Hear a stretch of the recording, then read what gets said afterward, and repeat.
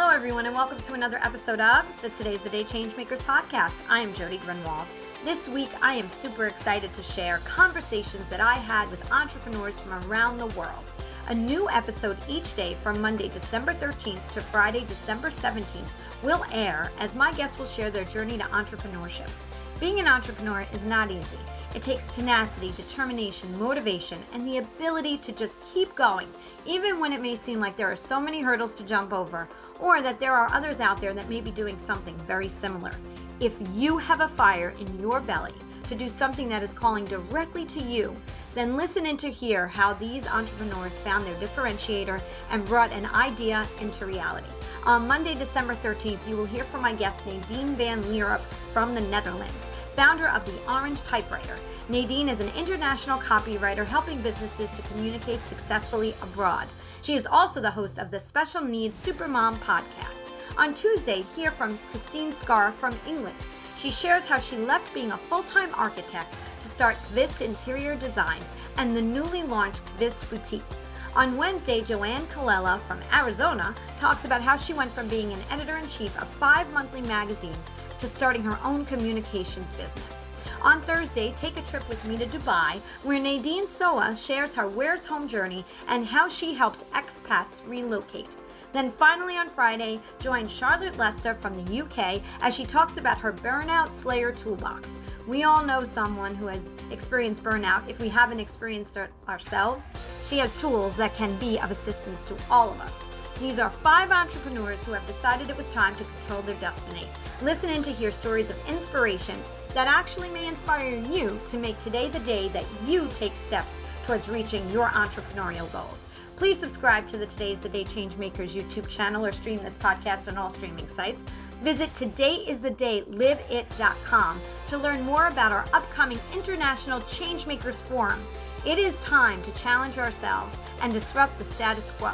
This is an international networking opportunity along with 6 Ignite Your Spark live breakout sessions with over 30 of my Changemaker guests who are leaders, CNN heroes, TEDx speakers, and more.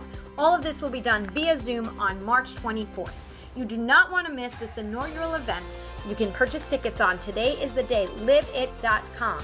Again, visit todayisthedayliveit.com and follow us on social media at todayisthedayliveit.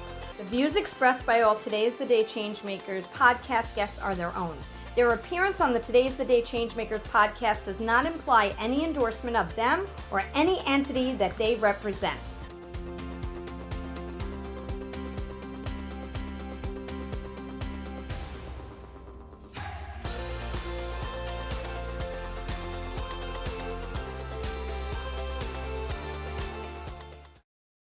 Hello, everyone, and welcome to another episode of the Today's the Day Changemakers podcast. I am Jody Grunwald, and as I say every single week and every single episode, I get to interview the most incredible people from around the world who are making a difference, making a change, helping others to learn how to do the same.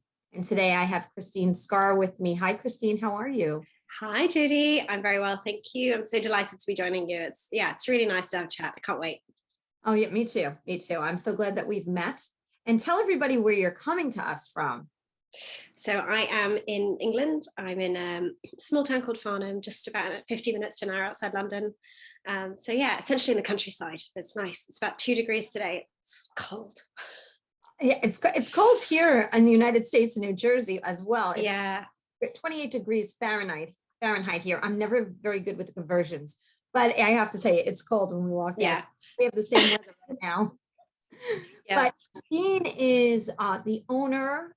She wears every hat, I'm sure, possible in what you do, but of Qube Interior Designs and Qube Boutique, which I cannot wait to talk about as well, because we just launched something so incredible. I got to watch from the sidelines and be a part of just seeing what you've done online. So we're definitely going to get to that. But, the whole series that I'm doing right now is all about entrepreneurs that launch and what it's like to do that, right? Because we both know that, and all entrepreneurs know this, it's like we speak the same language. It's not easy to just decide one day, hey, I think I'm just going to change careers and do something different. So I want to kind of go back in time, Christine, and talk a little bit about, what you did before this wonderful program and boutique and you act, right? I mean, and you went to school for architecture, but tell us a little bit about your, growing up, and then we'll move right into your, what you were doing before you decided to launch. Yeah, absolutely. So I'm Norwegian, actually. So I'm living in the UK, and excuse me, I'm recovering from a proper head cold, but I'm much better this week. That's life, right? I have a 3-year-old. I get all the bugs. But yeah, so we moved to England when I was just before I was 5. So I grew up here. I went to school here. Still very much tied to Norway. And yeah, after sort of going through school, I was really keen to be an architect. I was actually really worried that I didn't have the qualifications. I didn't have maths, physics, any of that stuff. It's just not my strength. But it turns out that doesn't seem to make a difference. It's fine. You can do it anyway. And I went to architecture school, which is 7 years. So it's quite a long haul. And I worked for a couple of big companies. So, one of them was Central London, 150 people on my floor, doing big international schemes, that kind of thing. Worked on some amazing projects. And then fast forward to 2015, I decided that I'd like to set up Kvist, and dining room table, just me. A lot of dining room tables have been utilized. Yeah. Mine as well, for the nonprofit. We even took a picture with the dining room table, right? Like, this is the launch when you hit the button. So yes, I get to see some of the pictures from the things that you've designed, and incredible work. Just totally. Oh, thank you. So absolutely beautiful. What drew you to architecture, do you think, in the beginning? So I'm naturally quite creative and artistic. And I actually, for a while, when I was about 17, 18, I really wanted to go to Paris to art school. That's what my grandma did. And I had these big dreams. But I had a conversation with my dad, and we were chatting. And I think for me, architecture also it's quite academic. It's quite, it's very much problem solving, and it's a real people thing, actually. I mean, to be honest, I'm like the middle point of people's relationships by the end of a domestic project. It feels a bit like when we finish, I have to be like, and by the way, we probably can't have any of these conversations anymore, because that would be a bit weird. But yeah, I mean, I'm, as an architect, you're kind of the head of the team, you're managing people, managing a lot of expectations. I've now transitioned much more into interior design, which is a slightly different role. I have significantly less concerns about being sued, so that's good. The responsibility it's quite high. But yeah, it's a really, really rewarding job to have. It's a really nice career path. But what has really come through for me in the last 18 months, however, is that it's still very much stuck in that traditional service-based, one-to-one space. And that's been the big transition for me in the last 18 months, is actually realizing that I can scale my business without just taking on more projects and more work. Because that's what I was doing. I worked myself to the bone. I actually had a bit of a burnout. I had a complete burnout. And it's because you're kind of stuck in that role, in that model that you've been taught. So yeah, doing things like the boutique, rebranding, it's opened my eyes to a whole different way of working. I'm sure. Before we even get there, what made you decide, what flipped the switch from you from working for an organization to starting one? My family's a family of entrepreneurs, so I've always had that desire. I think I've always known that I wanted to start a company. But what actually did it was we just moved down to Plymouth, down by the sea, and a school friend of mine put on Facebook, can anyone recommend an interior designer for this studio project in London? And I just got in touch and I said, look, either I can do it, and if I can't do it, I can recommend someone. And yeah, I went to see him. I was working full time. I didn't have a company. I didn't have insurance. I didn't have a name, none of that. And we did it. It took me like a week to do the first fee proposal because I had no idea what I was doing and the sort of fear of getting it wrong. But yeah, it was as simple as that. I think grasping an opportunity when it comes along is the way forward. One of the topics that has been coming up more and more with entrepreneurs for me in these interviews is a little bit of imposter syndrome. A lot of people don't know about it, but it's real. And I think the more we talk about things, we normalize them so that people don't feel alone in that. And I don't know if you experience that at all, but I'm just bringing that out to ask you that question. Have you experienced imposter syndrome when you first started? Every day, still every day. As my coach says, every day is a school day. I'm just reaching that point in my business. I had a call with her this morning, actually, where I was saying, look, I do though need to get to the point where I'm managing, my costs very closely, because I can't keep putting certain costs down to like, oh, well, it was a learning experience, and that's quite interesting, because I think that's quite a big transition when your company matures a bit, because in the beginning you're like, oh, well, if I get it wrong, you have the fear of getting something wrong, and then you go through a stage where you kind of accept that you have to get things wrong, and to an extent you have to accept that sometimes you make a loss because you didn't go about something in the most efficient way.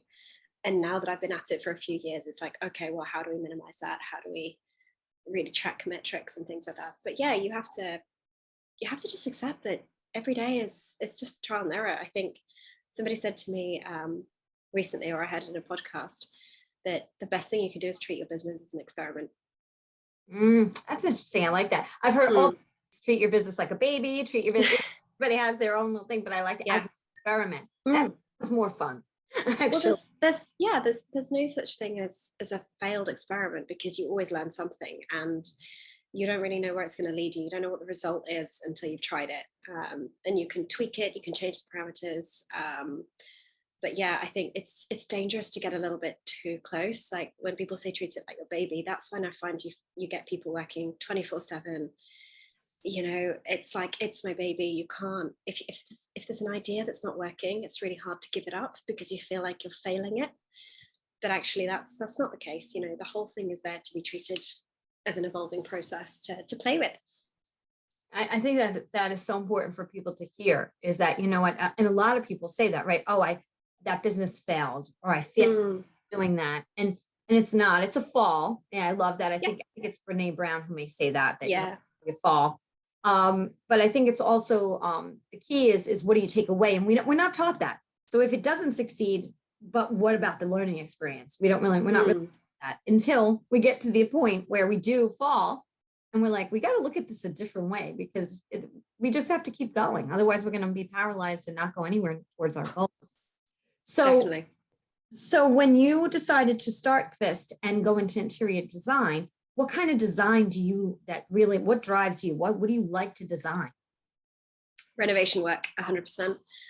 So I've only recently acknowledged it, but I've always known that new build is not for me. I tried to fight that for a long time and still do it, but I find it such an uphill struggle. It's like a writer looking at a blank Word document, or some people love it. Some people love a blank page. I'm someone who's happiest with a new car after I've scratched it. Because then I can just get on with enjoying it. It's or like if I have a sketchbook, I'll smear something on the page in order to have something to work with. So yeah, in terms of work, I really enjoy having an existing building to work with. Somebody's house that has a floor plan, it has a layout, and I can talk to them about what's already not working or working. And then we can tweak, we can make it perfect, we can make it really suit them. Whereas for me, an empty plot of land, there are just too many possibilities, too many options. And I do think it's a lot like that in business as well. And it comes back to the whole experimentation thing. Once you start, you have something to work with. If you just wait, anything is an option, and you won't really know where to begin. No, that makes perfect sense. And I agree with you about, the car or all that, right? You want, unfortunately, there's a lot of us perfectionists out there, but we try to be too much. And then you do wind up scratching the car or doing something, and you're like, why did that? Yeah. But then you recently launched something, and I just want who are listening, I was saying to Christine before the interview, the way she launched, which was very unique. And I loved the whole process in which you did that. So first, let's talk about what you decided to launch. Fist Boutique is what we're talking about. Explain what the boutique is about. So the boutique is an online, it's a virtual store or an online store. It is homewares, lighting, and decor objects. And they are all, so it's very closely linked to my design business in that every single item in the store I've curated, I've given it some narrative. I think stories are really important for me. But the key thing is that every product on there is made by a UK maker. So they are all handmade, they are all bespoke. But they're not stupidly priced. Like when I say that, people are often like, oh, okay, fine. It's like fine art, so yeah. But they're not, they're just, I really wanted to celebrate things made by real people for other real people. Things that are made with passion, people that genuinely set out to solve a problem, and then create something for the sake of creating something amazing. So yeah, it's the most amazing boutique. It's filled with every object is beautiful. I would honestly have every single one in my home. It's been such a battle with my credit card not to buy it before it went live. At one point I was like, I'm just gonna have to put a holding page up when it goes live saying, sorry, Christine bought it all. I love it. But yeah, and I know every single maker who's with products we're showcasing. I know them personally. So when we made our first sale on Monday, I called Dot and I was like, it was your Christmas tree decorations. And she was so delighted. And for example, she's not online. She's quite a typical maker artist. She does the work more for herself than anybody else. She goes to craft fairs and things like that, or she does direct commissions, but she didn't feel like the online space was right for her. She felt it was too transactional, like Etsy, it was one of a million. She couldn't keep up with the number of items. And for me, that was exactly the kind of person that I wanted, because the sort of values of the boutique are that it's a community, not just a store. So we look after the makers, we make sure they're well represented, we help them. And then we communicate their stories and the story behind the product, because I think when you're buying something, if you know the history behind it, you have a totally different connection to it to just walking into TK Maxx and picking something off the shelf. Now, where do people go to find your boutique? Yeah, so they go to www.kvistboutique.co.uk, which is KVIST boutique. So at the moment, because Brexit was way too complicated for me, we're only shipping in the UK. But what I would love is if you live abroad and you have friends and family in the UK that you normally buy presents for, you can buy them a gift card or maybe buy them something and have it shipped directly to them within the UK. We'd love to help with that. Yes, I know this whole shipping thing, because there's things that I do want to buy. And unfortunately, that whole shipping thing is not working out so easy for across the water there. So yeah, we're, hopefully one of these days it gets a little easier, but I don't know how that works. I'm still learning. I'm still dealing, I'm still learning with the podcast about the time difference and trying to make, it's so interesting to me. When I was going through a lot of the logistics for the site, that was one of the first things I had to write off. I was like, that and everything and selling abroad, we will come back to that maybe in 2022. Oh no, I know. Yeah, there's another entrepreneur overseas who's doing the same thing. I love her shirt and I want to buy she produces and I can't. So she's going to be part of the entrepreneur piece too, a burnout slayer. And I love it, but not yet. So we'll see. We'll wait. I mean, I have the best solution, which is you'll just have to come visit, Judy. You know what, Christine? You're smart. That's the solution. I love that. But let's see. Maybe 2023. And I don't think it's me too, but 2023. I like that. that year when we're both less busy, right? We keep saying we're waiting for that year. That year's going to come. We're both less busy because we've hired other people to do a lot of, and we can delegate instead of, like you said, everything being your baby. Yeah. And I think that's the hardest thing as an entrepreneur. And as I opened with, wearing all the many hats, right? That's what you do. And you even, thank you for sharing that, you had burnout. I've had burnout. I mean, even yesterday I was up till 2:30 in the morning, and it's because your heart, your soul, everything is in it and you're so close to it. And then you just launched the boutique. So I'm sure you've been working, like you said, many, many hours. Yeah. Yeah. And so I don't know that any of us entrepreneurs have an answer to how not to do that, because we have to build, right? Yeah, and it's definitely still an evolving thing. And I think the biggest win for me, there were two huge wins with this launch. One of them was realizing what a difference it makes having a team. So I've tried different things before. I've worked on my own. I've worked with certain consultants that I would outsource a whole package to, like some drawing work and things. But then I felt really distant from the process. I had some staff, and I think looking back, I just wasn't ready for that at the time. You know, the management, in fact, if I was going to do that, I should have had an online business manager to manage those staff. But the team that I've had now is fantastic, because everybody is actually, they're high level and they're specialists in the particular role that I've hired them for. And so that's made a huge difference. And of course, personality, making sure that everybody's really excited about what you're doing. But the other thing for me, and it's like what I said on Monday, so we only launched on Monday. That's when we went live. And I got home and, you know, one of the questions was, you know, how much did you make? And I said, actually, it doesn't matter. Every pound that I made today is a pound that I made not doing one-to-one service work. And that is the biggest milestone in my business since I started, because that is how I'm going to make this a sustainable company. My goal for the year was to create a robust, sustainable company that was not completely reliant on me being there, answering the phone, writing every email, doing the drawing work, coming up with ideas, checking my VAT return. You know, it was to create a different model for myself that might not this week have meant less work, but, you know, and eventually it'll allow me to take a maternity period. Go on holiday, and yeah, all those things. So that was a huge milestone for me. Absolutely. And, you know, you talk about going on holiday. I know a lot of people leave their full-time jobs that I've spoken to because they didn't want to have to ask for one more vacation and permission. I think I said that. Yeah, it really bothered me. It was, and you're the first, not the first, but you were one of them. And then as more I was talking to, that I had the same answer. Yeah. Wow. Think about that. People who just want to be able to go take the time they were given, earned it. Yeah. Get permission. And I'm with you. I'm with you on that. That's certain people, that's the best way they work.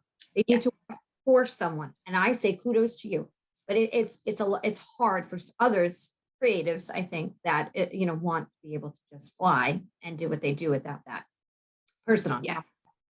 So, with that being said, when you decided to launch the boutique, as I said, you did it in a unique way. I almost wish I had a champagne glass with. We could have toasted. I have my coffee. That's the best I can do. Oh, look, okay, let's do that. Same. But yes, I can you share a little bit about that whole process? So I've only said that there was champagne involved, but the way you did the whole champagne launch, I thought was so unique and super fun. And I'll add one more quick thing, and you're doing something to stick with that theme for the whole month. So if you're on that. Yeah, so I think it's worth mentioning that I've never launched anything before. And like I said, this whole idea of evergreen and secondary income stuff is totally new to me. So, but yeah, when I sat down to plan the launch with my amazing launch manager, Abby, I think we just started with the experience we wanted to create. And it was just, you know, I said, look, this is, when I open this boutique, I would like it to feel as though we're opening a physical store. You know, if you were doing a gallery or a shop opening, what would you do? Well, we do canapes, we do champagne. And to be honest, that's what I'm in it for when I go to an opening. And, you know, you go in and then you also go for the little conversation snippets that you have when you're there in person. You know, you don't just go to read the plaque about the product or the piece of art. You go in to talk to the artist about what they made and get a little bit of insider knowledge. And that really drove all of the launch materials. So we decided that it was going to be a champagne launch.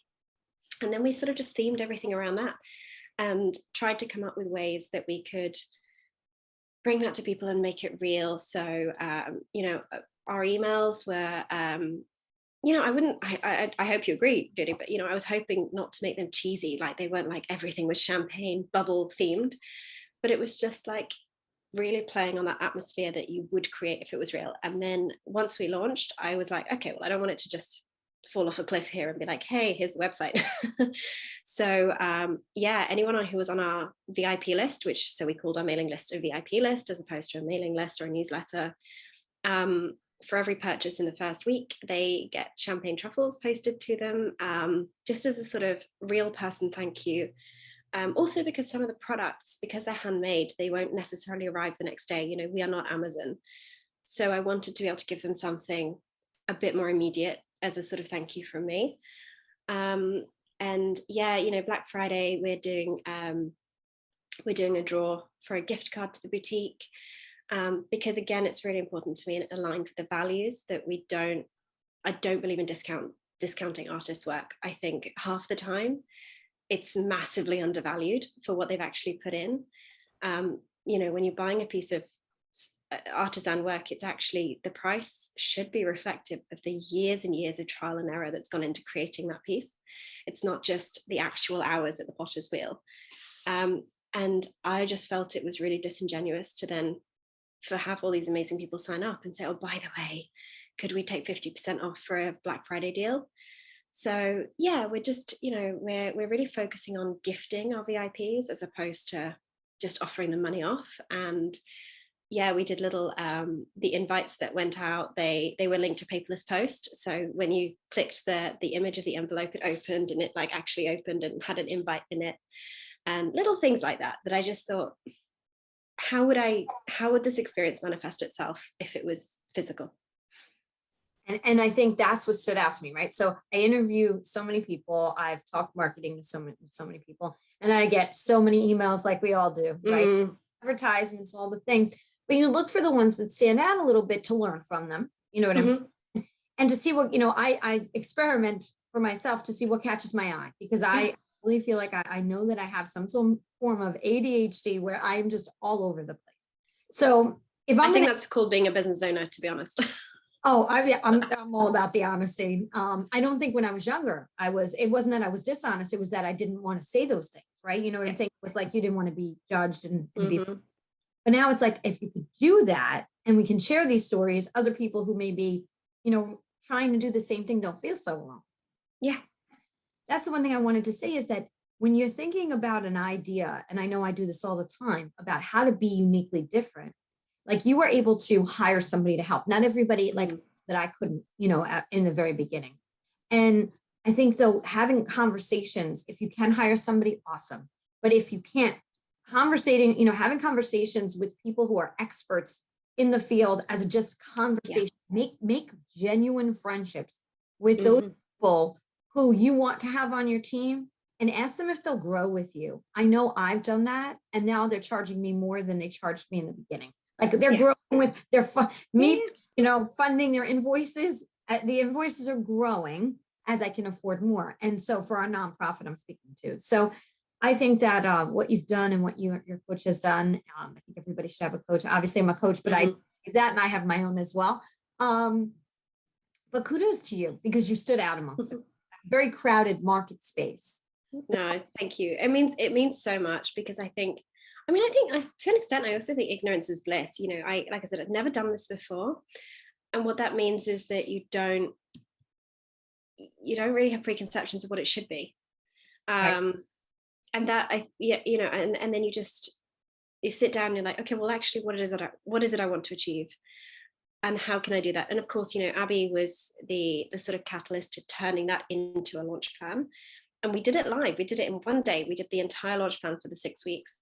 On the day it was supposed to start, you know, she said to me, so when do you want this content to start? And I said, yeah, today. But it gave me a plan to hold on to. It gave me something to do. So even when I was knackered and I'd been doing something else all day, we used ClickUp, and I went into ClickUp and I was like, okay, that is the post we agreed to do today. Let's just do it. I didn't beat myself up about scheduling times. In fact, we didn't put times on it. We just had what was going to go out that day. And most days the content went out at like 2 minutes to midnight, because I was like, I just need to get it out today. It will be today. It would have been easier to say, let's just scrap that post, I'll do it tomorrow. And I think the thing to remember is, what I've learned is, only a small percentage of people will see each post. So you just got to keep sending them out, and if it goes out at midnight, somebody will still pick it up in the morning. They might not also see the post that was scheduled for 8 a.m. So just do it. Don't stress that you missed the 10 o'clock ideal posting time. Yeah, done is better than not. That's such an important message, because I think that we do have a lot of we put a lot of things on ourselves. We want to do this by noon, and we want to do this by 3. And then when it's not done, you feel bad about yourself. And it does happen. It happens, all the time. Yeah. Wearing every hat. It's like, and people don't know what you had planned to do. So for example, one of the posts, we'd planned that I would, it was the theme kind of for that day was, all dressed up with no place to go, as in obviously it's online, so it's home shopping, but you can still dress up and, feel really special. So I was going to take a photo of myself in my nice dress at home, drinking champagne in my slippers. But of course, I only really checked what I was supposed to be posting at 11 p.m. and I was already in my pajamas. So I was like, oh man, that was going to be a really good one. Oh, well, and I found a stock image of a champagne glass and wrote the caption. And I was like, that's enough. I do enough. You don't have to then get back out of bed, put on a ball gown, do your makeup just for the sake of a social media post. Because again, quite frankly, nobody knows what was planned. So, yeah. So true. And thank you for sharing that. I think we need permission sometimes. And I do believe the people that needed to hear that will be listening, because that's the one thing that you talked about, those who at midnight, see it, and those who at 8 o'clock in the morning won't see it. Who is supposed to see it, I really believe does. Yeah. Like, I didn't believe that before, but all of those things, who's supposed to be on your journey, you're meeting them for a reason, pay attention to those things, and just know that, what, we're all humans and we make mistakes, and it's going to happen. Yeah, and it's like we, obviously there's a lot that went on behind the scenes to get the boutique physically up and running, and I had a great team on that as well. But for example, we'd set our dates about 2 months in advance for like all the milestones, for things like getting all the vendors on board, opening the portal to them so they could upload more products and things. And in the end, that was delayed by a week, but they didn't know because I hadn't told them. But then I did tell them, like, tomorrow morning you're going to be let in. And then it had a glitch. So, and I didn't have time to write the email. So we let them in the following day. And, I just wrote them another email. And I'm saying, like, I'm sorry, I tried, but we had this glitch. I know it's getting a bit close to launch date, but hey, you're in, woohoo. And I think people just appreciated the fact that we're real. This isn't just an algorithm driven online site run by robots. It's, we got there, we launched, it looks great. But yeah, whether they got in on the Tuesday or the Wednesday, in retrospect, I mean, really, who cares? 100%. And I love the way that you said, you're telling the artist's stories. It isn't a transaction. You're trying to build a relationship between those who are purchasing and those who are on the site, and how you're curating them very specific. So important, because, a lot of people just say, oh, I like what you have. Okay, let's throw you on there, and that kind of thing. And it's not the way good business. Every single person on that site is either we've contacted them, we found them, and that for the moment, everybody that's on there, that's the way the process has been, or they've applied and we've gone through and we've got some, not strict criteria, we've got some key criteria that we look for. And, for example, if somebody's photography isn't great, then we won't list them. But what we will do is we have a lovely lady who I met in FEA, a networking group that we're both in, and I signpost them to her, and she teaches little mini masterclasses on how to take great product shots on your smartphone. And then we welcome them back in, and we try and find out what the support they need is to enable them to be on the site, rather than just saying, you can't be here. But we have to be obviously very particular about who we list, because ultimately this is, I suppose the key thing for this site is that it is me as an interior designer recommending products directly to the customer. It is me saying, if I was furnishing your house for you, this is who I would go to. And as opposed to just, here's a shop. Right. So yeah, you have to be particular, and people are expecting that from me. But yes, it's really important to me that we support the makers as well, and help them grow. And a great output for me actually would be in a year's time, if two of the makers have done a piece of work collaboratively because they met through the site, or even actually if one of them is suddenly getting her VAT return done by another maker's accountant because they connected and shared a common problem, that I think is huge. And I can tell you it happens, because with Changemakers, I am so excited that the Changemakers that are part of this podcast this year, because we're launching, which you're going to be part of, the Changemakers Forum on March 4th. And there's so many Changemakers right now working together and becoming, and when it happens, and it will, it feels incredible to say, not to, and there's nothing wrong with patting yourself on the back, but to be able to say to yourself, I'm so glad I could be the catalyst to make, help a new friendship, a new business relationship happen. And it's because of the work that you've done. And it's okay to say that. I know people are afraid to boast, but there's nothing wrong with it. No, I think anything that comes from a place of authenticity and being genuine, that's never taken as boasting. It's never taken as big-headed. I think it's really important to celebrate your wins, and to say, look, I did a thing. Exactly. So I have two more quick questions for you. One is, where did Kvist come from? Because I know we've talked about that, you and I, but I think people might want to know where the name came from. Yeah, so as I said, I'm Norwegian. So the word kvist itself is the Norwegian word for a twig or a branch, or a knot in a piece of wood. It's also the word we use for like the little loft space in our house, which I think is really nice, or like a treetop house. And to be honest, that's it. That's the meaning of the word. For me, it evokes a lot of images and ideas and references back home to Norway, but to be honest, that's more of a personal thing. I don't really necessarily expect that to be something that it evokes for other people. But naming is the worst. I remember you and I talked about that. I think I spent my entire honeymoon trying to come up with a name starting with the letter K, because that was the only thing I decided.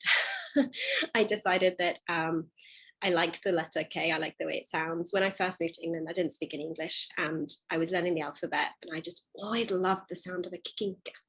It was a really foreign sound to me, and I loved it. So that was pretty much the only thing I decided. And that caused me so many issues, because of course I couldn't think of a single word starting with K that I liked. And then I felt like it needed a story, and it needed like it needed to suggest all these things and be really clever. And it's in the end, my husband said, look, we've only been married like 4 weeks, but if you don't pick this, then I'm going to divorce you. just get on with it. And don't even get me started on doing a logo. But yeah, I think the thing that I've learned is a bit like at the beginning of this conversation, just start, pick something, you can change it. I rebranded in January to be much more aligned with my ideal client, and actually having run the company for 5-6 years, how I now feel, what I now feel it represents and how I feel it should look. However secure you feel in those things at the beginning, I can guarantee you that will change, so just pick something, run with it, and see how you feel later, and then you can tweak it, because I think procrastinating is a big thing, and I'm a huge sucker for it. I'm having to learn to be a little bit less precious. How come I never heard of branding?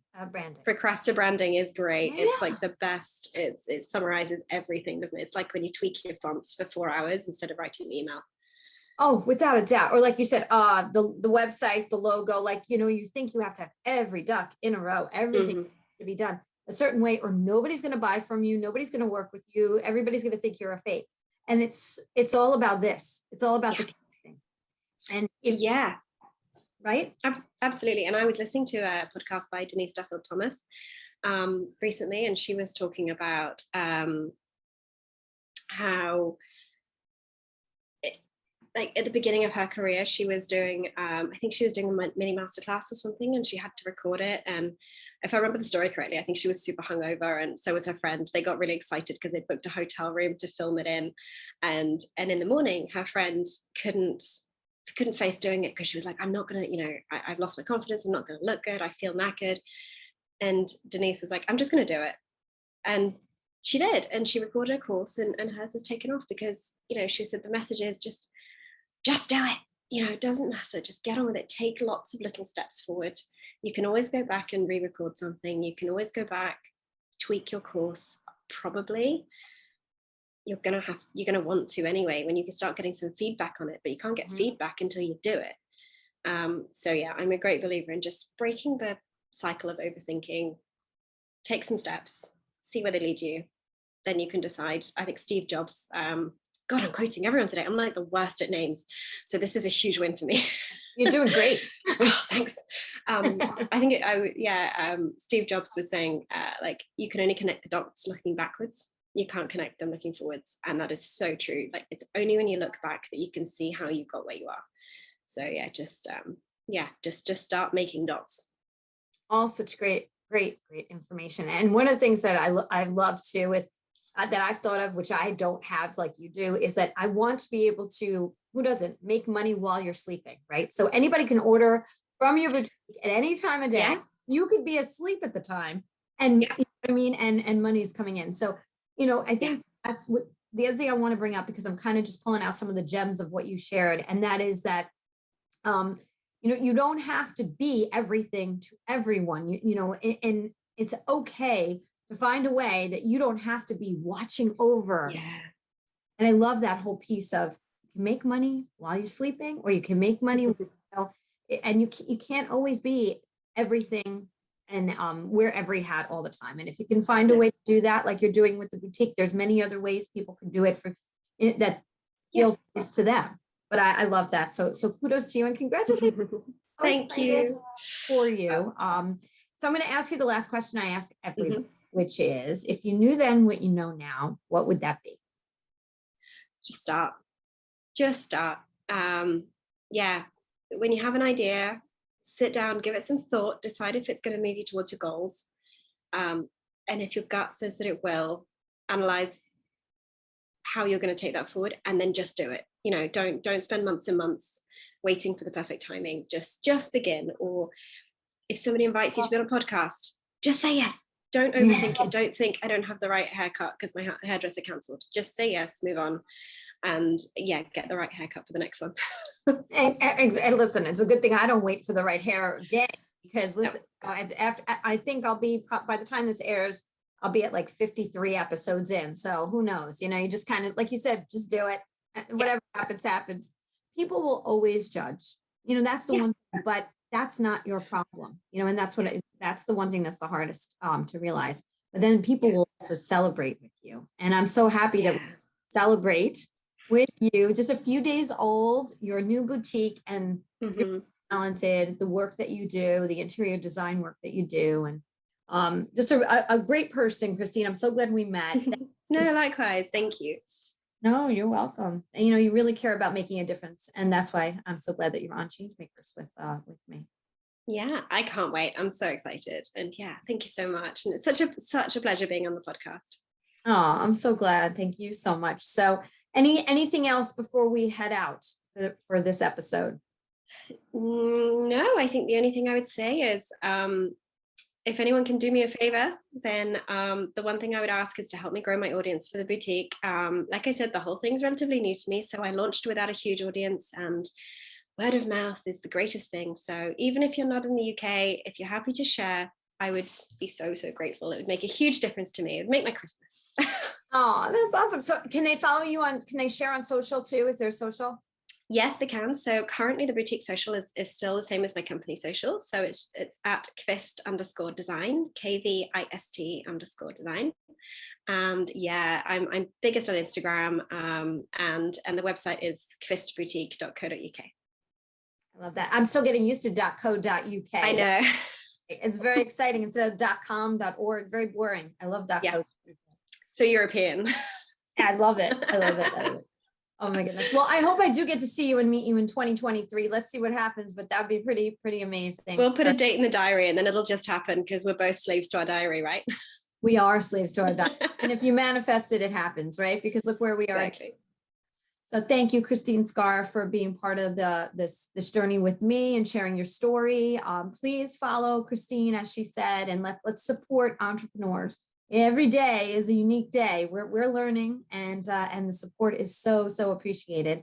So I'm going to say what I say at the end of every single podcast. Today is the day. You cannot go back to yesterday, and you do not yet own tomorrow. So what steps, small or large, are you going to take today to get yourself closer to your goal? Thank you again, Christine, and have a fabulous week, everyone. Bye.